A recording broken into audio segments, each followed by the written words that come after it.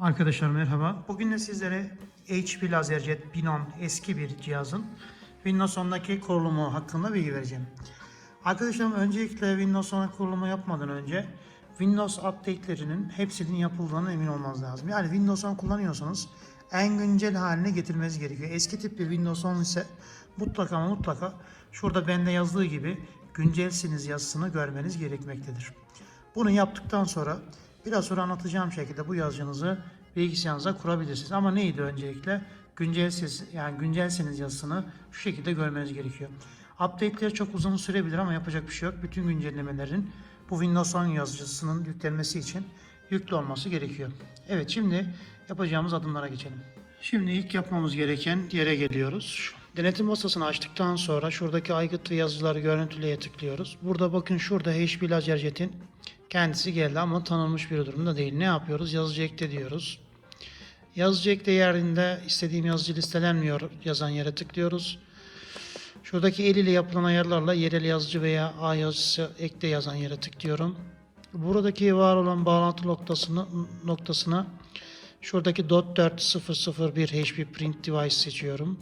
Sonraki diyorum.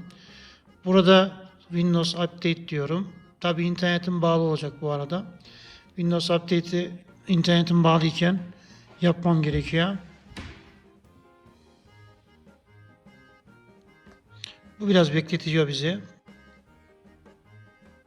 Windows Update dedikten sonra görmüş olduğunuz gibi şuradaki pencereler dolmaya başlıyor. Burada çeşitli yazıcılar gelecek karşınıza.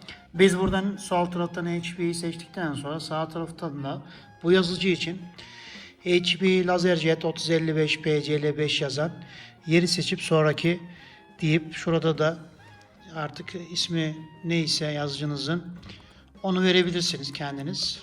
10 diyelim. Ardından next sonraki diyerekten normal standart kurulumumuzu yapıyoruz. Sırasıyla yaparsanız bu işlemleri yazıcınız yüklenmiş olacak arkadaşlarım.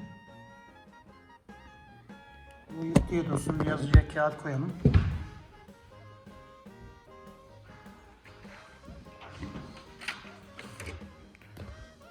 Evet, şimdi yazıcıya kağıdımızı koyduk. Burada da ne diyor? LaserJet 10 yazısını başarılı bir şekilde eklediniz. Son diyelim. Bakın buraya geldi. Şu aşağıdaki yazıcı kaldı ama önemli değil. Oraya geldikten sonra yazıcı özelliklerine gelip bir sınama sayfası yazdır diyelim bakalım. Sınama sayfamız görmüş olduğunuz gibi yazıcıdan bu şekilde çıkacak. Sıralamayı doğru yaparsanız problemsiz bir şekilde bu yazıcıyı ne yaparsınız? Bilgisayarınıza kurmuş olursunuz. Görmüş olduğunuz gibi. Evet, bilgisayarımız x64, Windows 64, Windows 10 kurulmuş oldu. Kolay gelsin değerli arkadaşlar. Windows 10'daki 10 yazıcısının yüklenmesi bu şekilde.